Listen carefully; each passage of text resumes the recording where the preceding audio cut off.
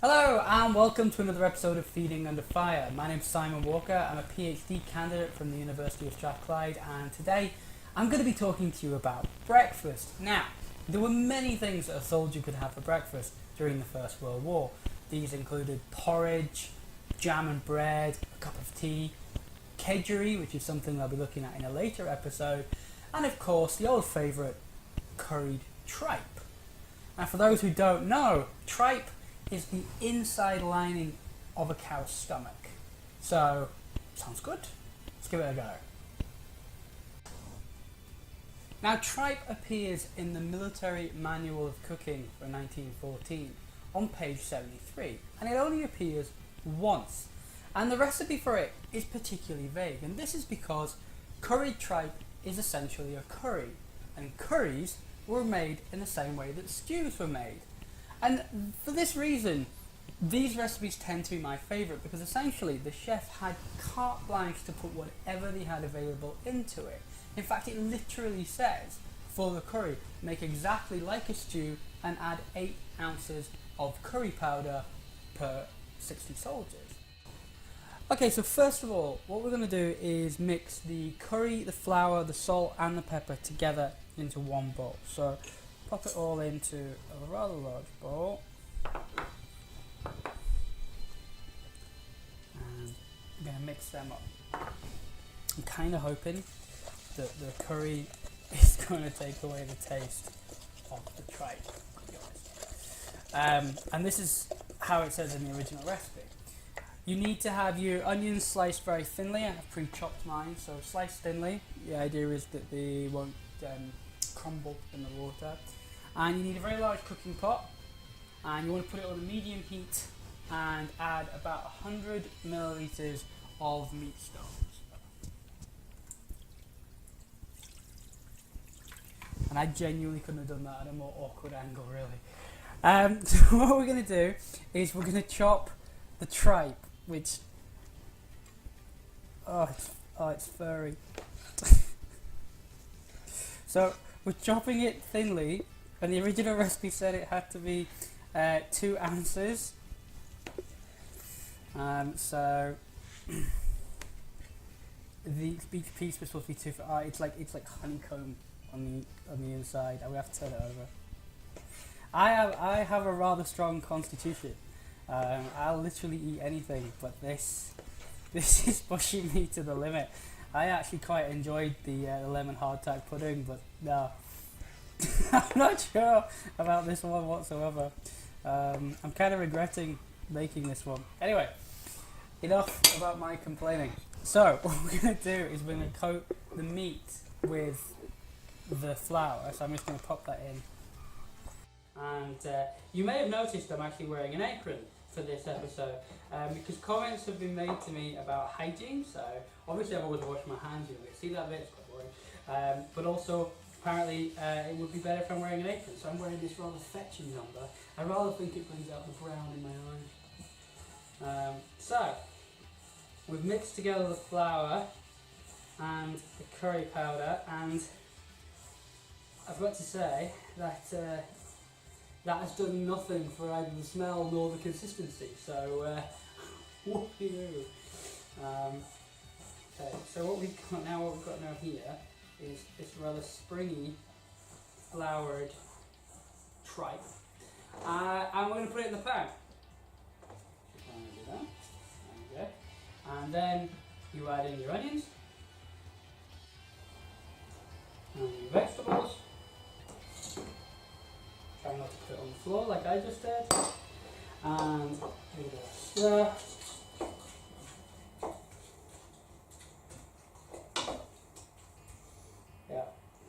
Really helping my diet, not eat this. And then you basically want to fill it with enough stock to cover the whole dish, which is exactly, if you've done it right, you should use all of your stock. And now we need to put it to simmer for 3 hours. Okay, so that's simmer for 3 hours. Brilliant. Okay, see you in 3 hours time. Now, you've obviously guessed by now that tripe was fairly unusual, and I didn't particularly want to do it, I didn't really want to touch it, but it makes an obvious choice for cooks, for the front lines and behind the lines, essentially because it uses more of the animal. If you bear in mind that rations limited on the home front meat to £1 per person per week, that it makes sense to maximise as much of the animal as you possibly could.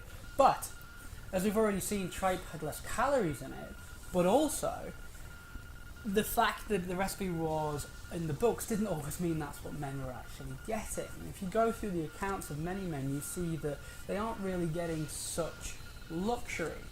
For example, Private Grinley in 1915 of the 19th Battalion Manchester Regiment recalled in his diary that we are supplied with army rations. They're of the simplest kind: porridge, tea, bread, margarine for breakfast. And it seems that officers often didn't fare any better. Lieutenant St. Ledger of the 2nd Coldstream Guards, who served at Somme, Passchendaele, Arras and Cambrai, all throughout couldn't get a decent breakfast. And he wrote, for breakfast we simply received coffee, bread; for dinner a stew; and for tea just tea and bread. We didn't mind very much, as we thought it must be active service fare. Now, it's interesting that he describes it as active service fare. He just accepts the fact that he's not quite getting the food that he was possibly told he would be getting while serving. One of the best accounts comes from Private George Elder, who wrote in his diary about his breakfast in 1917. And he wrote, "Our rations at this time were also very meagre. Breakfast consisted of 1 dog biscuit and a strip of fat side bacon about the length of one's forefinger, and it was a rare occurrence to have a solid, unbroken biscuit.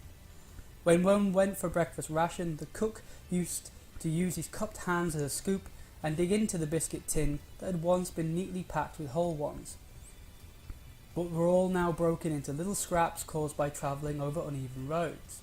Then, when one obtained these scraps of biscuits, the cook would cry in sarcastic humour, 'Oh, want any dips?'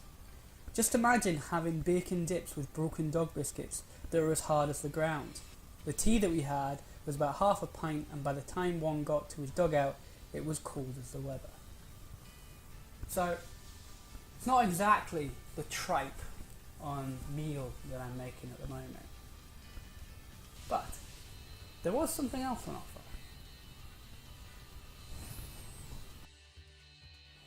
Now, as a bonus meal, I also wanted to make bacon and eggs, and the reason for this is simply because of the way frying is described in the military manual, which says, "With care, the same fat should last a long time, but when it acquires a dark brown colour, it's no longer fit for use. It's customary to place in the pan only sufficient fat to cover the bottom of it, but when possible, it will be found better to have sufficient fat to cover the article intended to be cooked. In other words, frying is simply boiling in fat." Yuck. So, I have filled a frying pan with fat, lard in fact. It took about this much lard to fill to cook 2 slices of bacon. So, obviously not a problem with calories in this meal. So I'm going to put the bacon in.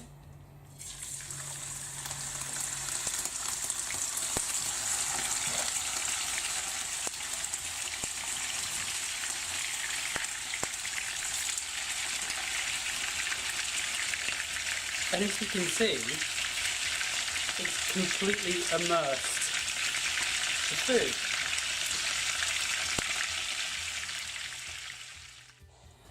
Okay, so I obviously can't talk to you while I'm cooking bacon, and so also if you are doing this yourself, can I please encourage you to take care? I managed to burn myself in about 7 seconds. I also wouldn't massively recommend that you cook bacon in that much fat, but that's completely up to you. Now, I was talking about calories and considered my calories, and apparently so were they in 1916. In fact, on the 21st of August in 1916, this was raised in Parliament by Mr. Chancellor to the Secretary of State. When it was asked, whether the Secretary of State is aware that the army rations served out to labour companies of the Army Service Corps are insufficient for the work entailed by the duties, and whether he's aware that on every other morning in breakfast consists of 2 thick slices of bread and butter, and on alternate mornings about 2 ounces of fat bacon, so in that order to maintain their strength and efficiency, and to enable them to do their work. The men have to supplement their food out of their pay, which is a hardship in the case of married men with families. This is a fascinating issue because it also brings in the idea that questions are being asked about the amount of work that men were putting in according to the amount of calories that were being put into their body, and this is a theme that developed in the early 20th century. And also with the Army Labour Corps is even more interesting because up until towards the end of the war there was no such official band as the Army Labour Corps. These were the men who went ahead of the regular army. They were the ones who dug the trenches, they laid some of the cables. They were, before the First World War, they were pioneer soldiers.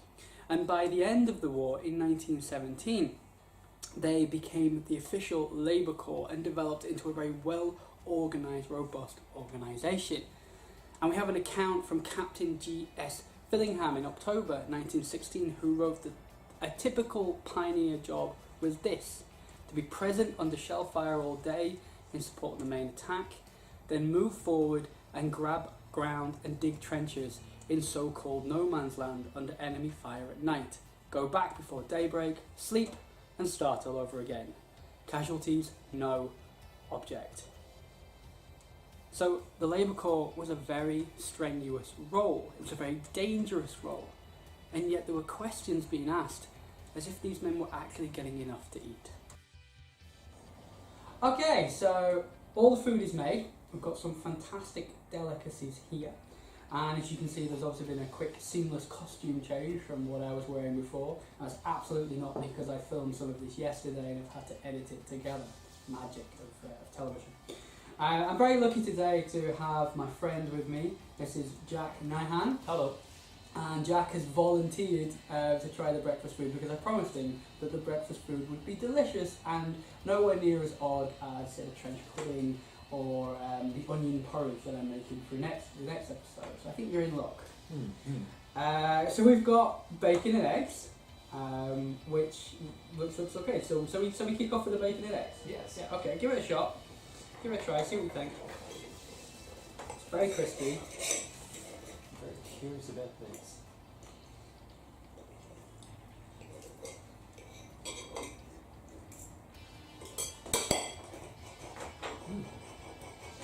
So what do you think?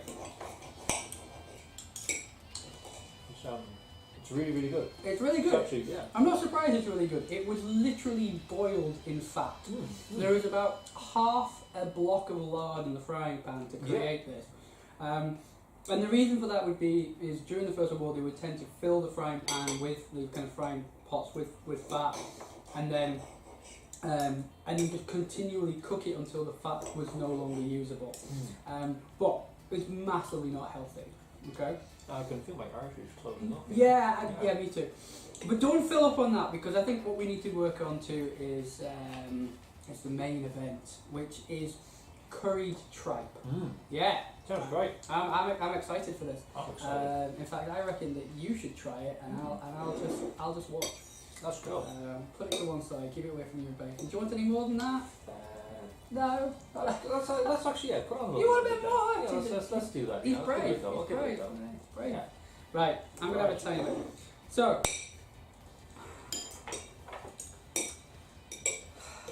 Okay. It's a nice tripey bit.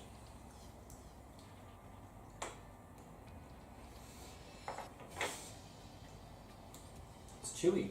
It's so chewy. Yeah, it's really chewy. Okay, so I'm not going to eat any more of that. What do you think? I think it's great. Really? Yeah, I mean, like, it really brings out the taste of curry. I think it's absolutely disgusting. I can't taste the difference.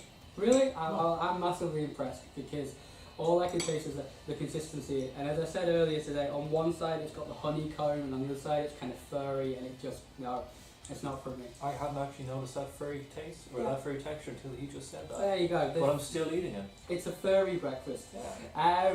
So Very good. Very so, anyway, in many ways we're actually lucky to have this. And this is because during the First World War, as I've covered earlier in the video, a lot of the times breakfast would essentially consist of jam and some hardtack, which is, I think that's inedible, but this is practically inedible. And this is very much the case for a soldier in 1915 who actually went to train in Jack's hometown of Dublin.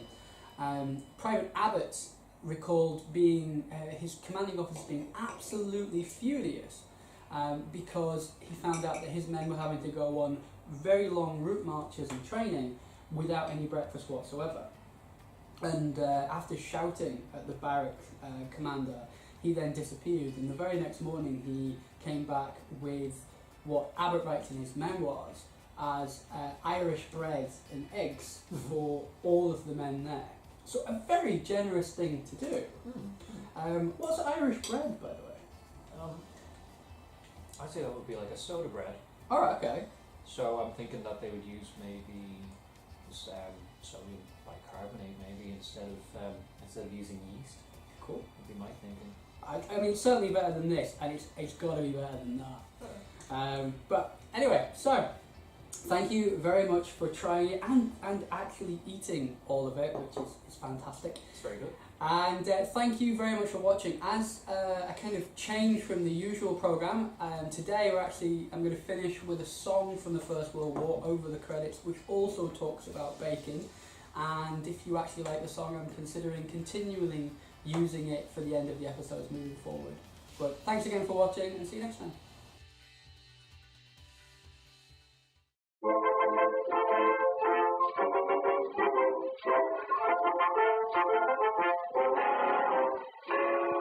Up to your waist in water, up to your eyes in such, using the kind of language that makes the sergeant blush. Who wouldn't join the army? That's what we all inquire. Don't we pity the poor civilian sitting around the fire? Oh, oh, oh, it's a lovely war, a lovely war. Who wouldn't be a soldier, eh? Oh, it's a shame to take the pain. As soon as the valley is gone, we feel just as heavy as lead, but we never get up to the sergeant brings the breakfast up to bed. Oh, oh, oh, it's a lovely war. What do we want with eggs and ham when we got plum and apple jam? Home for the right, son, how do we spend the money we earn? Oh, oh, oh, it's a lovely war.